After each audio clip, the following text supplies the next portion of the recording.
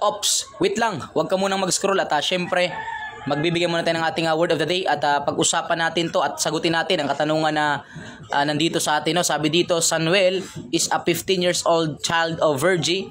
After watching a movie Batang Tirador, he suddenly picked up the knife and stabbed his yaya main. Resulted to death while seeing matagal ko na sana itong ginawa, ngunit walang pagkakataon. Ang tanong dito sa dulo, what is the crime committed by Samuel? Actually, itong katanungan na to is gawa-gawa lang natin to kumbaga para masanay tayo for brainstorming, comprehension, tsaka analysis natin for board exam purposes. Ngayon, kapag pinag-usapan natin minor, para masabi nating may criminal liability ba or wala, mas maganda puntahan agad natin yung Republic Act 9344 Section 6. Doon tayo magbe-base kasi yan yung kumbaga dyan natin makikita kung yung minor nga ba ay merong criminal liability or wala. Okay? At saka pag pinag-usapang minor para malaming may criminal liability ba o wala, tingnan natin yung kanyang unang-unang titingnan natin is the discernment. Pangalawang titingnan is yung edad. Okay? Now, pag sinabi nating discernment, ano ba yung discernment? Ang discernment kasi it is the mental capacity of a person to determine what is right and wrong. So ito yung kakayahan ng isang taong malaman o alam yung tama sa mali. That is called discernment. Ano ba sabi doon sa Republic Act 9344 Section 6? Ang sabi lang naman doon, class, a child 15 years old and below. So ibig sabihin, 15 pababa. If committed a crime with or without discernment, no criminal liability. So ibig sabihin lang pala kapag ang minor 15 pababa nakapag-commit ng krimen, may discernment man o wala siyang criminal liability. Okay? Ang pinag-usapan dito, walang criminal liability pero merong yung civil liability. Okay, now, pangalawa, sabi naman sa nasabing batas at the same section pa din, RA 9344 Section 6, ang sabi doon, may pagkakataon din na kung saan kahit above 50 na siya but below 18, kapag nakapag-commit ng krimen pero without discernment, exempted pa din sa tinatawag nating criminal liability.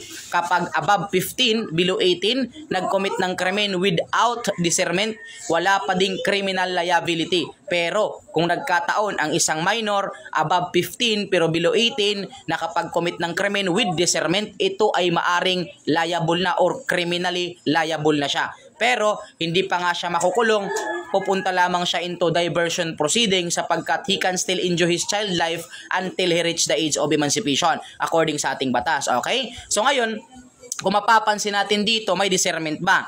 Yes, yung bata dito na si Samuel may discernment. Kasi klarong-klaro na sinabi, matagal ko na sana tong ginawa ngunit walang pagkakataon. It shows discernment. It shows na alam niya yung tama sa mali. Okay? Pero, ang edad niya kasi ni Samuel dito is 15 years old pa lang. 15 years old pa lang siya. Yung sabi natin kanina, di ba?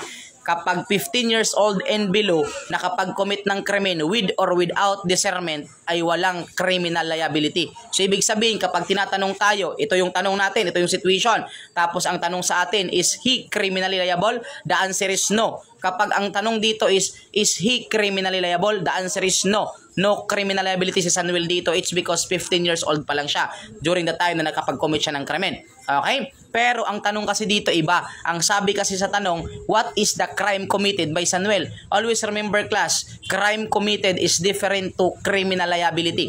Kasi may pagkakataon na still may ginawa kang krimen pero walang criminal liability. Kaya dito, ang tanong natin klarong-klaro, what is the crime committed by Samuel? Tandaan, class, kapag crime ang tinatanong, sagutin mo ng crime kung ano yung ginawa. Okay? Kasi ang tanong dyan, crime committed, hindi naman criminal liability. So ano ba yung sagot natin dito? So unang-una, mag-eliminate tayo, ikis na yung alpha dyan, yung no crime committed. Kasi nga, may nangyaring krimen eh. Napatay niya, di ba? So may nangyaring krimen. Ikis na yung alpha. Pangalawang iikis yung parricide. Bakit? Siyempre, yaya niya eh. Hindi naman in-specify. Siyempre, yung yaya, hindi man niyang kasali sa elements ng Article 246 parricide. So, ikis na din yung Charlie natin parricide. Okay, so dalawa na lang. That is called murder tsaka homicide na lang. Ngayon, maari ba siyang papasok sa murder?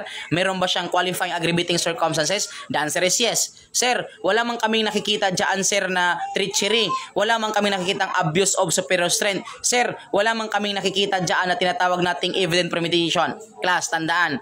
Sa board exam purposes kasi natin, sa pagbasa ng mga katanungan, meron tayong tinatawag na implied tsaka express. Pag sinabi kasi nating express, yes, nakita mo, nabasa mo yung QAC. Nabasa mo mismo sa tanong na may QAC, nakita mo mismo na may QAC. Pero class, sometimes there is an implied. Pag sinabi nating implied, hindi mo nakita, hindi mo nabasa, pero alam mong meron. Okay? At dito naman sa tanong natin, klarong-klaro na meron siyang implied specific intent. Kasi magkaiba ang generic intent sa specific intent. Tandaan class, ang generic intent, ito yung intent na nakukuha natin sa homicide. It's because ito yung intent which is only arises due to heated arguments. Pero pag specific intent kasi, ito yung pagkakataon ng isang tao, meron siyang lapse of time na mag-isip kung itutuloy niya ba yung kanyang plano o hindi.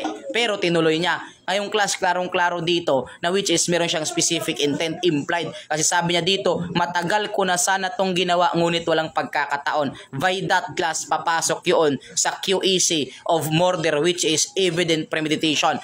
That is called deliberately planning. So, ibig sabihin class, may deliberately planning, may evident premeditation, may QEC po ang ating senaryo. So, the correct answer natin dyan is murder. Uulitin ko, kapag tinatanong what is the crime committed, ang sagot natin dyan is murder. Yun yung katanungan. Pero pag tinatanong dyan is he criminally liable, the answer is no. It's because 15 years old pa lamang siya. Okay, kahit na may discernment siya, pero 15 pa siya. Kasi sabi ng batas, 15 pa baba, with or without discernment, no criminal liability. So, paano? Sana nakatulong sa inyo yan. At syempre, ito pa din yung lingkod, your Mr. Today, Emmanuel, the Master Showman, Bilaser Colors at CBRC National Tour and Registered Criminalist. Nagsasabi sa inyo na para pumasa sa board examination, kailangan natin yung baso siya at tsamba. Baso siya, basa, sulat and share, tsaka sabihin natin tsamba, tsaga, sipag at manalangin bawat araw. Thank you so much. God bless you all.